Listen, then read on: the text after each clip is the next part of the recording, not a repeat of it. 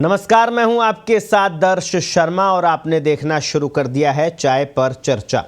राजस्थान विधानसभा चुनाव के नतीजे आए 5 दिन का समय बीत चुका है, मगर बहुमत होने के बावजूद भाजपा अभी तक सीएम का नाम घोषित नहीं कर पाई है। यही नहीं, पार्टी ने अभी तक पर्यवेक्षक भी नियुक्त वो कर दिए हैं, लेकिन सीएम कौन होगा उसका फैसला होना अभी बाकी है। उधर पूर्व मुख्यमंत्री वसुंधरा राजे ने दिल्ली में डेरा डाल लिया है। प्रदेशाध्यक्ष सीपी जोशी भी दिल्ली पहुंचे हैं और कई नेताओं से वो मुलाकात भी कर रहे हैं। पार्टी सूत्रों के माने तो संसदीय बोर्ड की बैठक के बाद केंद्रीय गृह मंत्री अमित शाह और राष्ट्रीय अध्यक्ष जेपी नड्डा के बीच अहम बैठक कल रात में हुई थी। पार्टी ने राजस्थान, छत्तीसगढ़ और मध्य प्रदेश के लिए पर्यवेक्षकों की नियुक्ति भी कर दी है। पार्टी ने राजस्थान के लिए केंद्रीय रक्षा मंत्री राजनाथ सिंह, विनोद तावड़े और सरोज पांडे को पर्यवेक्षक बनाया है। अब ये पर्यवेक्षक जयपुर आएंगे। रविवार तक विधायक दल की बैठक होने की संभावना है, जिसमें ये पर्यवेक्षक हिस्सा लेंगे। पार्टी के अंदर खाने चर्चा शुरू हो गई है कि सीएम के नाम में देरी से आने वाले लोकसभा चुनाव में नुकसान हो सकता है। हालांकि पार्टी भी लोकसभा चुनाव के अनुसार ही निर्णय लेना चाहती है, इस वजह से लगातार देरी हो रही है।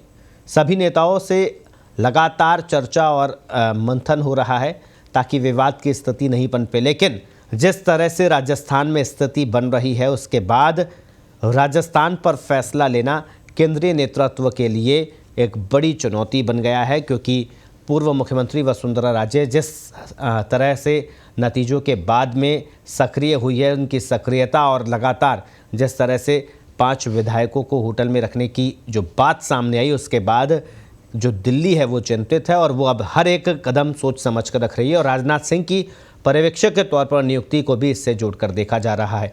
कुल मिलाकर राजस्थान में सरकार जनता ने चुन ली है, लेकिन मुख्यमंत्री का चेहरा चुनने के लिए भाजपा को मशक्कत करनी पड़ रही है। किस वजह से ये देरी हो रही है और किसकी लॉटरी लगेगी, इन तमाम सवालों पर चर्चा करने के लिए हमारे साथ में जो अतिथि हैं उनसे मैं आपका परिचय कराऊं। उससे पहले आपको दिखाते हैं कि मुख्यमंत्री के चेहरे को लेकर भाजपा और कांग्रेस के नेता किस तरह से एक दूसरे पर अभी भी आरोप प्रत्यारोप कर रहे हैं। कि बाकी थावे भी माहौल बन गया कहते 24 ਨੂੰ ਲੈ ਕੇ। देखो गल सुनो, ये ओवरऑल तुम देखते हो कि साड़ियां वोटां वध गई बीजेपी नालों। राजस्थान च जे देखिए तो असी टोटल 70-75 हज़ार से उन्होंने तो पिछे रहे, 1% तो भी नीचे। ये राजस्थान च 7 सीटां हुई ने जिहड़ियां असी 400-500 तो थले हड़े, 15 सीटां हुई ने जिहड़ियां असी 2000 तो थले हड़े।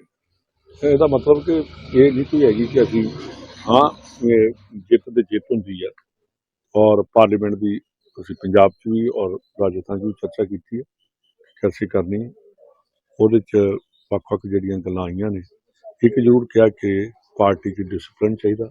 मत की पेटी से सरकार पैदा हो चुकी है, औपचारिकता बाकी है।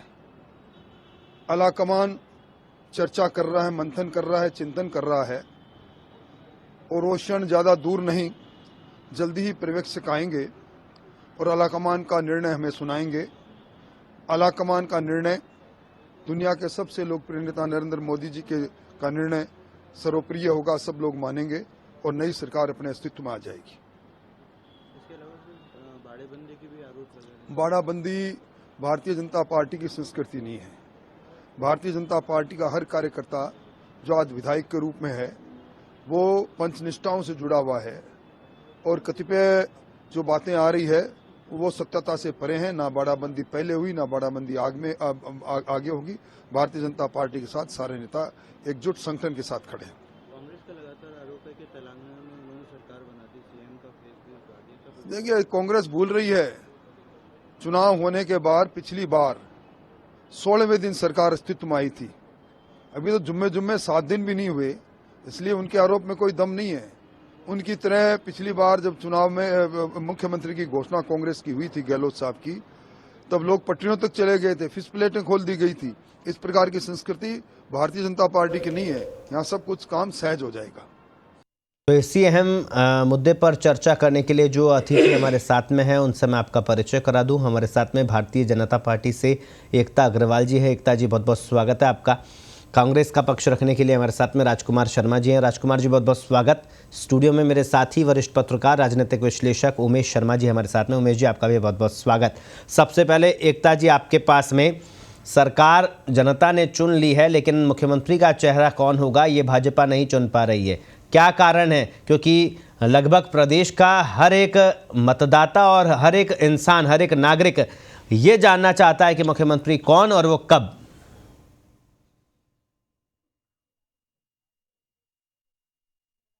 एकता जी, आपका म्यूट है, ऑडियो म्यूट है, आप अनम्यूट कीजिए। आ रही आवाज मेरी? जी जी।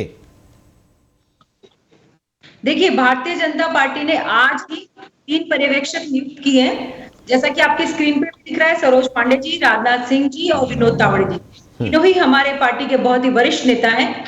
और मुझे लगता है जिस प्रकार का जनता जनार्दन ने राजस्थान में भारतीय जनता पार्टी को आशीर्वाद दिया, और उसी प्रकार का एक मुख्यमंत्री का चेहरा लोकप्रिय और जो पूरे राजस्थान की कमांड संभाल सके, ऐसा लोकप्रिय चेहरा आएगा, जिसको तीनों पर्यवेक्षक हमारे जल्द ही राजस्थान में आएंगे 1-2 दिन में, और विधायक दल से राय मशवरा करके और सहमति के साथ 1-2 दिन में इसकी घोषणा होने वाली है। जी एकता जी, जिस तरह से बहुमत आपको जनता ने दिया और आप लगातार ये आरोप लगाते हैं कांग्रेस का आलाकमान कमज़ोर है, इस वजह से फैसले नहीं हो पाते हैं, भाजपा का आलाकमान मजबूत है।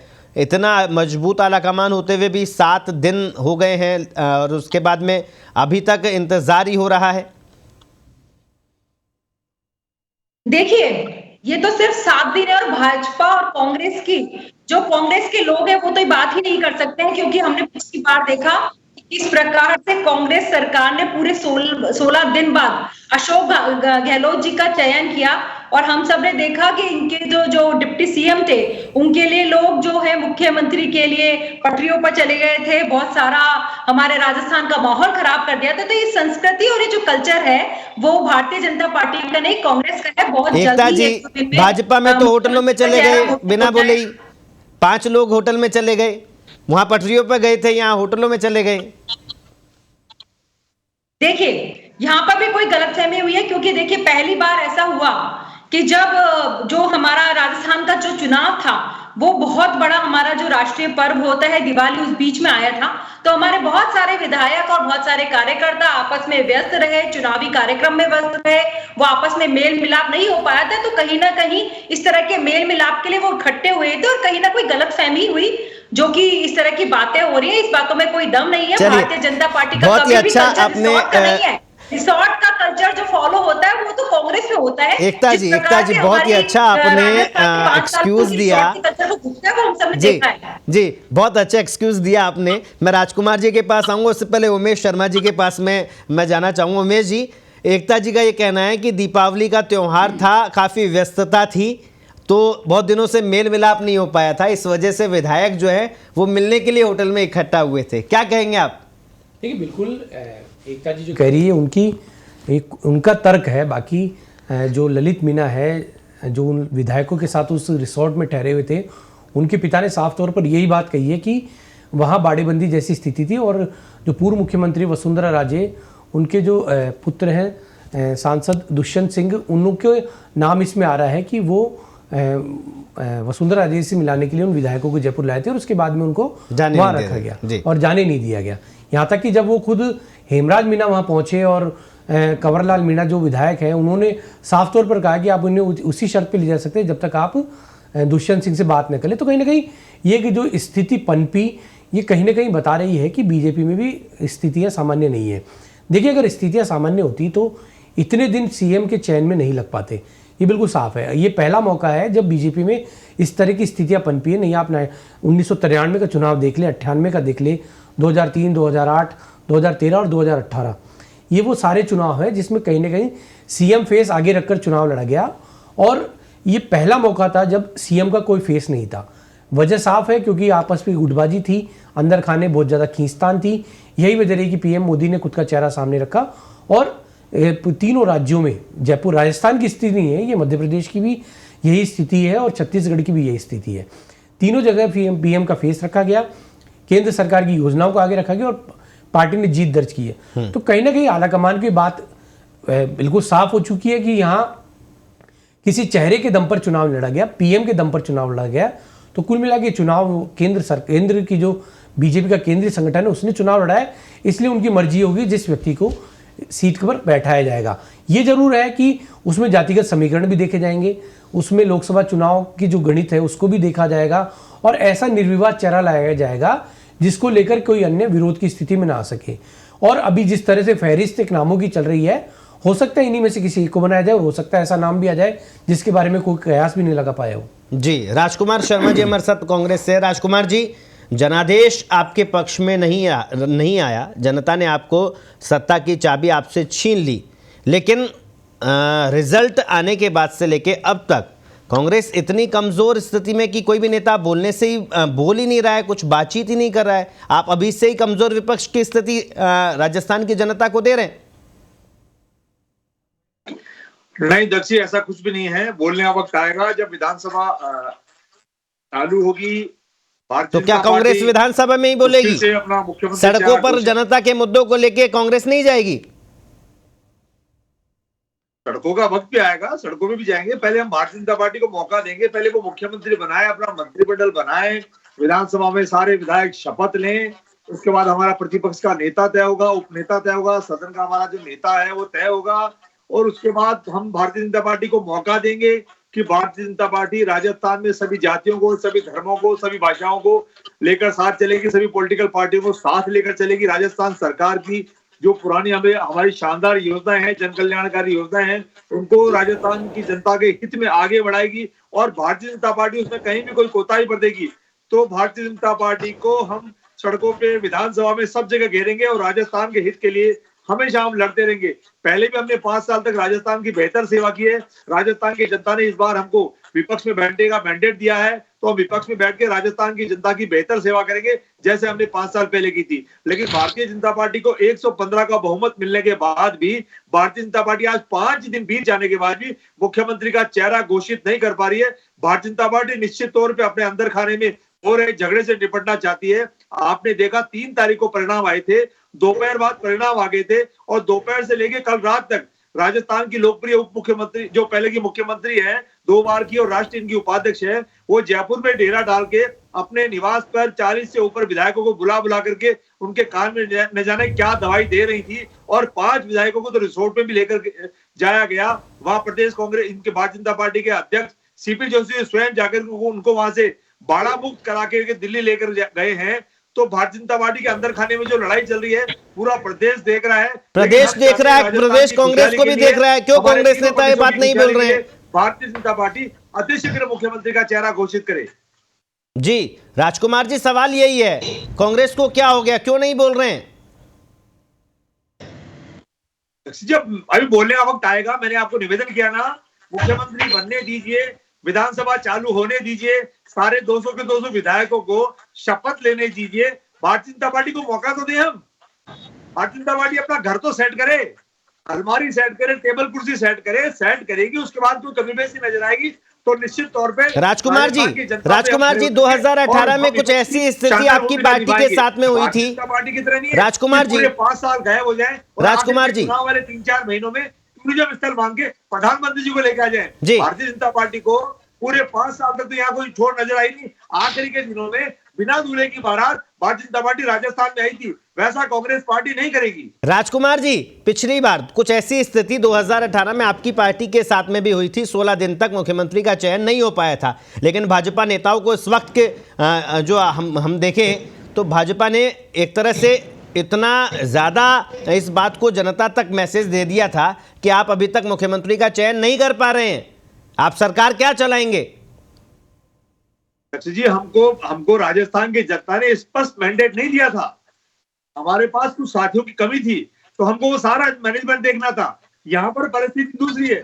राजस्थान की जनता ने भारतीय जनता पार्टी को 115 सीटें दी है और 115 सीटों का मतलब है कि आपको किसी साथी का इंतजार नहीं करना है। आपको केवल विधायक दल की बैठक बुला के मुख्यमंत्री का चेहरा घोषित करके, मंत्रिमंडल घोषित करके और राजस्थान के लिए अच्छे तरीके से काम चालू करना है। लेकिन भारतीय जनता पार्टी 5 दिन बीत जाने के बाद भी अंदर खाने की अपनी लड़ाई से फुर्सत नहीं मिल पा रही है। हमारे साथ में भाजपा से एकता अग्रवाल जी है।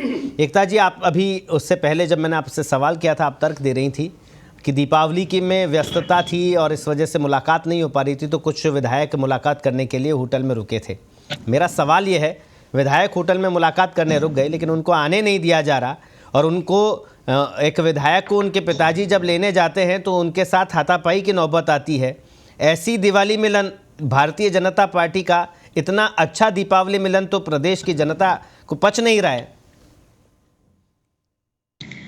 देखिए, पहले तो मैं ये कहना चाहूंगी कि राजकुमार जी जो बड़ी बड़ी बातें कर रहे थे, और इनकी एक बात में तो बहुत दम था कि इनको पूरा मैंडेट पिछली बार भी नहीं मिला था, क्योंकि ये तो जनता गवाह है कि राजस्थान में पिछले 20 साल में जो कांग्रेस सरकार है वो 100 का आंकड़ा कभी भी पार नहीं कर पाई है, हम सबने देखा। तो इस प्रकार के बड़े बड़े दावे करना, बड़ी बड़ी बातें करना, मुझे लगता नहीं कि कांग्रेस के प्रवक्ता को शोभित करता है, क्योंकि जिस प्रकार से इनका शासनकाल 5 साल का रहा, तो सबने देखा किस प्रकार की इनकी लड़ाइयां चलती रही, मुख्यमंत्री डिप्टी मुख्यमंत्री जो इनके थे उनके बीच में। और रही बात जो आपने अभी क्वेश्चन किया, मैंने आपको पहले भी क्लियर किया है कि कहीं ना कहीं कोई गलतफहमी थी जो इस प्रकार के निकल कर के सामने आई, उसके बाद में इस बात का खंडन भी हुआ। और जो अभी राजकुमार जी बड़ी बड़ी बातें कर रहे थे, एकता जी, खंडन नहीं, विधायक के पिताजी ये कह रहे हैं कि डैमेज कंट्रोल करना पड़ा, नहीं तो हालत खराब हो जाती, प्रदेश अध्यक्ष को वहां पहुंचना पड़ा। कहीं ना कहीं अगर उसे एकता जी खंडन नहीं किया है। एकता जी, आशीर्वाद देने की जाया जाता है, चाहे वो प्रदेश अध्यक्ष हो या हमारे राजस्थान की पूर्व मुख्यमंत्री हो, उसमें कोई आपत्ति नहीं है। एकता जी, इतनी परेशान हो चुकी है, खंडन नहीं किया है, प्रदेशाध्यक्ष को वहां मौके पे जाना पड़ गया और विधायक को छुड़वाना पड़ गया। अपने ही बीजेपी के विधायकों से ही बीजेपी के विधायक को छुड़वाने के लिए प्रदेशाध्यक्ष को जाना पड़ गया। मैंने आपको कहा ना कि कहीं ना कहीं कोई गलतफहमी हुई है, ऐसा नहीं है जो अखबार में आया है या जो मीडिया में आया है वो कहीं ना कहीं गलतफहमी के कारण इस प्रकार का आया है। एकता जी, राजस्थान में जनादेश जनता ने आपको दे दिया और मुख्यमंत्री का चेहरा चुनने की जब कवायद हो रही है, उससे पहले ये गलतफहमी जनता को पच नहीं रही है। ऐसी गलतफहमी की ये जो टाइमिंग है ये भी पच नहीं रही है। संभाल सकेगा। एकता जी, राजस्थान में आपकी सरकार जनता ने चुन ली, पूर्ण बहुमत की सरकार चुन ली। अभी आप कह रहे थे, राजकुमार जी पर आरोप लगा रहे थे कि जनता ने उनको जनादेश नहीं दिया, ये उन्होंने स्वीकार कर लिया, कांग्रेस कमजोर थी। आप तो मजबूत है ना, आपको तो जनता ने पूर्ण बहुमत की सरकार दी है। देखिए, बिल्कुल सही बात है, भारतीय जनता पार्टी को हमेशा पूर्ण बहुमत की सरकार मिली है, लेकिन भारतीय जनता पार्टी में परिवारवाद नहीं चलता है। दर्श जी, भारतीय जनता पार्टी में परिवारवाद नहीं चलता है, यहाँ सबका साथ सबका विकास की बात होती है। इसी तरह सभी से राय मशवरे के बाद जो संसदीय बोर्ड निर्णय करता है वो चयन करके आता है, और इसीलिए मुख्यमंत्री का जो चयन होगा आप सब देखेंगे बहुत ही सर्वमान्य वो चयन होगा। इसीलिए हमारे 3 पर्यवेक्षक है कि विधायक जो हमारे जितने भी विधायक हैं उनसे राय मशवरा करके एक अच्छा सा चेहरा मुख्यमंत्री का लाया जा सके। जी एकता जी, आपने जो पर्यवेक्षक चुना है उनमें से एक पर्यवेक्षक तो खुद मुख्यमंत्री पद की दावेदार हैं छत्तीसगढ़ में, क्या फाइल निपटा दी गई है उनकी भी? देखिए, ये डिसीजन भारतीय जनता पार्टी का या किसी कार्यकर्ता का या नेता का नहीं होता। मैंने आपको फिर कहा कि चाहे छत्तीसगढ़ की बात हो, चाहे राजस्थान की बात हो, कहीं की भी बात हो, ये यहाँ पे जितने भी विधायक जो हैं उनकी राय से, सम्मति से संसदीय बोर्ड को परिस्थितियों के अनुरूप जो उपयुक्त व्यक्ति लगेगा उसको मुख्यमंत्री का चेहरा बनाया जाएगा। चलिए एकता जी, मेरे को ये बता दीजिए, क्योंकि जनता आपको देख रही है, भारतीय जनता पार्टी का प्रतिनिधित्व कर रही है, पर्यवेक्षकों का ये काम क्या होगा? यहाँ पर पर्यवेक्षकों की भूमिका क्या होगी, क्या काम करेंगे वो? पर्यवेक्षक आएंगे, यहाँ जितने भी हमारे जो विधायक हैं उन सबसे बातचीत की जाएगी और उनसे जो बातचीत में एक नाम निकल के आएगा और राजस्थान की जो परिस्थितियां हैं उसके लिए उपयुक्त चेहरा कौन सा होगा, कौन सा नाम होगा, वो संसदीय बोर्ड को उन तक अवगत कराया जाएगा। नाम निकल कर आएगा, नाम लेकर आएंगे, एक नाम। एकता जी, पर्यवेक्षकों का जो यहाँ पर आएंगे, विधायकों से बातचीत करेंगे, उनमें नाम निकलेगा या फिर वो नाम लेकर आएंगे दिल्ली से? वो नाम निकलेगा। उमेश शर्मा जी हमारे साथ में। उमेश जी, लगातार पिछले कई सालों से आप भारतीय जनता पार्टी को कवर कर रहे हैं, क्या लगता है, क्योंकि पर्यवेक्षकों को नियुक्ति तो हो गई है और रक्षा मंत्री राजनाथ सिंह को यहाँ पर्यवेक्षक बनाया, तो कहीं ना कहीं उसके मायने समझ आना चाहिए कि राजस्थान में जिस तरह से जो आंख दिखाने का जो स्थिति सामने आई है उसको मैनेज करने के लिए राजनाथ सिंह से बेहतर चेहरा कोई नहीं हो सकता। पर्यवेक्षक क्या काम करेंगे? क्या दिल्ली से नाम लेकर आएंगे या फिर राजस्थान में या विधायकों से बातचीत के आधार पर नाम निकलेगा? देखिए, मैं आपको भाजपा के नेताओं के ही बयान बताता हूँ जी। वो हमेशा ये कहते आए हैं कि सीएम का चेहरा पार्लियामेंट्री बोर्ड तय करता है। फिर कुछ नेता ये कहते हैं कि विधायक सीएम का चेहरा तय करते हैं और पार्लियामेंट्री बोर्ड उसको फाइनल करके मुहर लगाता है। जी। लेकिन जितनी बात समझ में यहाँ आती है वो यही बात समझ आती है कि पार्लियामेंट्री बोर्ड ही किसी चेहरे पर मुहर लगाता है, फिर वो जो पर्यवेक्षक है वो चेहरे का नाम लेकर जयपुर आते हैं और विधायकों की आपसी सहमति उस नाम पर बनवाते हैं और उसके बाद में वो दिल्ली पहुंचकर पार्लियामेंट्री बोर्ड को उससे अवगत कराते हैं। जी। ये जितना मेरे समझ में आया है। बाकी पार्टी ये दावा करती है कि विधायक दल तय करता है और फिर पार्लियामेंट्री बोर्ड उसको मंजूरी देता है। जहां तक बात है राजनाथ सिंह की, आप बिल्कुल सही बात कह रहे हैं कि वसुंधरा राजे जिस तरह से दिल्ली में सक्रिय हैं और कहीं ना कहीं देखिए 2 बार की सीएम है, उनको भी अपनी बात रखने का एक पूरा मौका दिया गया है। तो वसुंधरा राजे को एक तरह से ये मान लीजिए कि वसुंधरा राजे जो है दिल्ली में जितने बैठे नेता हैं उनमें राजनाथ सिंह की सबसे करीबी मानी जाती है। जी।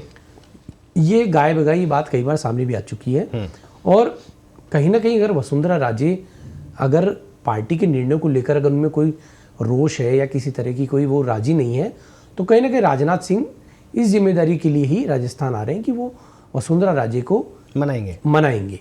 ये एक अटल सत्य नहीं कहा जा सकता, लेकिन ये बात जरूर है कि वो वसुंधरा के करीबी हैं और वसुंधरा जी उनकी बात को नहीं टाल सकती हैं। जहाँ तक बात है अब तक जो परिस्थितियाँ बन रही है उसमें जयपुर, राजस्थान ही नहीं छत्तीसगढ़ और मध्य प्रदेश में भी यही बात सामने आ रही है कि कोई नया चेहरा इस बार सामने लाया जाएगा। मध्य प्रदेश की बात की जाए, मध्य प्रदेश में मेरी वहाँ कुछ लोगों से बात हुई थी और वहाँ के जो कई लोग हैं उनसे भी यही बात सामने आई थी कि वो लगातार शिवराज सिंह चौहान जो वहाँ पर 17-18 साल से मुख्यमंत्री बन रहे हैं, तो कहीं ना कहीं लोग चाहते थे कि इस बार कोई नया चेहरा सामने आए। लेकिन ये बात भी बिल्कुल सही है कि वहाँ पर जो लाडली बहन योजना जो चलाई उसी के दम पर पार्टी वापस सत्ता में आई है, तो कहीं ना कहीं शिवराज सिंह को भी दरकिनार नहीं किया जा सकता, क्योंकि देखिए लोकसभा का चुनाव है और पार्टी ये चाहती है कि क्योंकि विधानसभा चुनाव भले ही पार्टी जीत गई है लेकिन उनके मन में अभी भी एक ही कवायद है कि 2024 का लोकसभा चुनाव पूर्ण बहुमत के साथ जीतना है। और यही वजह है कि राजस्थान हो, मध्य प्रदेश हो या छत्तीसगढ़ हो, तीनों जगहों पर ही पार्टी पूरा समय ले रही है।